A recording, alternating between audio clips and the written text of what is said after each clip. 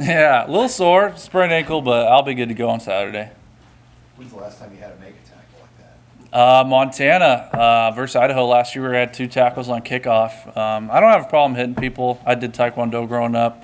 I actually kind of enjoy it, believe it or not. So, yeah. What happened, like, to get it? Did you just land on it wrong? Yeah, like I kind of went down to tackle the guy and got rolled up on a little bit, but yeah, I'll be good to go Saturday. What was it like punting through that? Like, was it your kicking punt? Yeah, so I changed my form. I started doing a one-step punt because I had no explosiveness off my plant, and I've been working that the last couple days, and I'll be doing that on Saturday again probably, but it's really not a huge change. I work a drill called the one-step drill with my kicking coaches. We do that all the time, so it's really not that different. What's Coach Connors kind of brought as the new special teams? Yeah, we all love Joey. It's a great opportunity for him. He's probably one of the younger coordinators at FBS, and so he's been really close with the specialist unit because he's been with us like when Coach Busch has to go work like big team stuff in the past. So we are really close with Joey and have a special like relationship with him. But there's not too many changes as far as big scheme goes. We're kind of going to run the same stuff that we have been, and I have a lot of confidence in the guys that we've put out there because obviously we've done pretty good so far this year, and I think we'll, you might see a couple new people out there, but as far as like base stuff goes, Coach Connors kind of going to do the same thing that Coach Busch was doing. What's he like to work with? What's his personality like? What's important? Yeah, he's really energetic, but he's super positive. He's not going to drag you down super hard if you have a mistake. He's going to kind of positively reinforce you to do better, and I think that's a really good trait to have, especially when it comes to kicking and punting, because sometimes you'll have a miss hit and you don't want to get like too down on yourself. And I'm really appreciative for Coach Connors for keeping us up and keeping our spirits high if things don't go great. Brody Belt described Bill Busch as the good kind of hard ass. Okay. From your experience working with Bill, Yeah. how does that apply to him? I just think you can just tell how badly he wants to win, and it's not always going to be like he'll appreciate you when you do really well too. Like, it's not one of those things where you come to practice and you're just going to get screamed at for 2 hours and then you're going to leave. Coach Busch wants us to do so well, and the standard is super high, and we just keep raising the standard every day when we come to practice. And I think that's what Brody's talking about is that's the standard you need if you want to be good in the Big Ten, and that's a really good thing to have as a coach, is a high standard, because low standards get you beat, and Coach Busch sets a high standard and he expects us to meet that, and when we don't, he'll let you know about it, but when you do, he'll also let you know about it. So I think that's what he meant when he said the good kind of coaches, he'll really appreciate you when you do your job well. Hey, Brian, I know you're a student of punting. Have you been able to gain appreciation yet for some punters in the Big Ten and Yeah. that Rutgers Iowa game the other night? Yep. Got some real attention for the two punters. Yeah, it's pretty special. I feel really lucky to be a part of this conference. I have a lot of affinity for the Iowa punter and the punter at Michigan State. I think he is really good as well.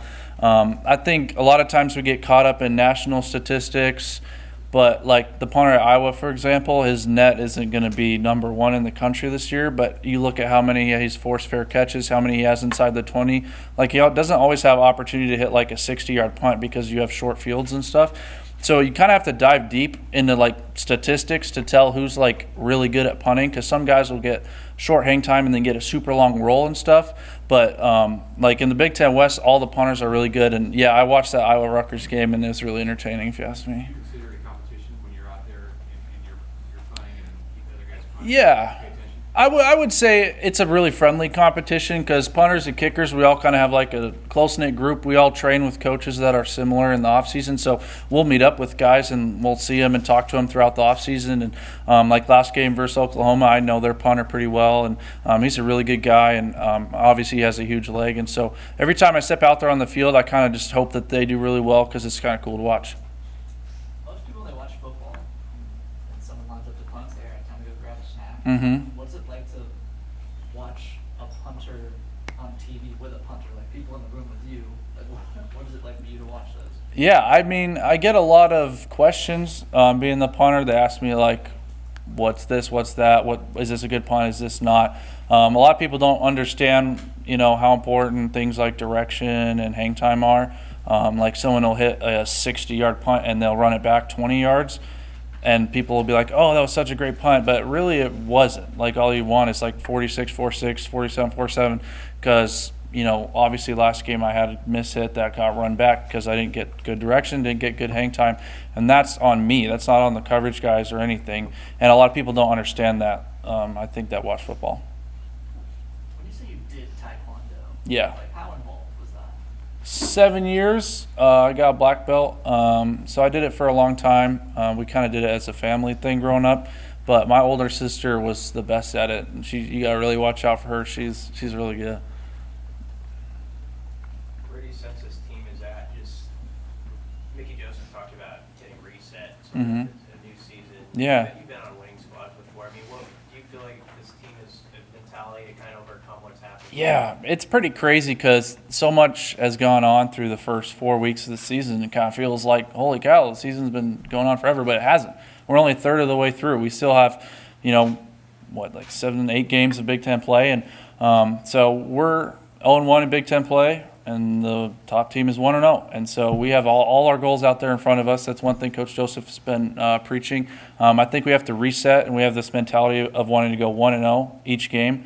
Because one thing is you can't get too focused on the big goal, like, oh, we want to go to Indianapolis. Well, yeah, but you have to be focused on going 1-0 each week in order to get to Indianapolis.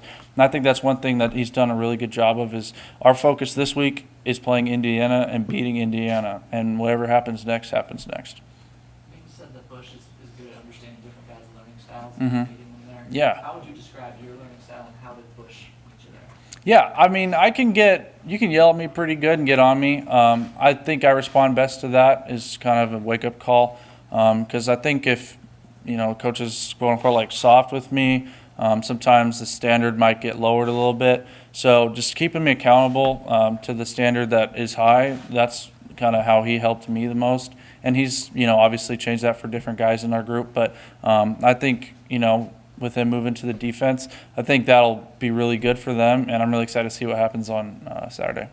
Coach Joseph talked a lot about giving younger guys some looks. How much does that apply to special teams or some guys maybe that could step into bigger roles or they could be excited to see in the field a little more? Yeah, I think we've had really good depth on our punt team. I think that's one thing that I'm super blessed to have is a bunch of really good guys in front of me.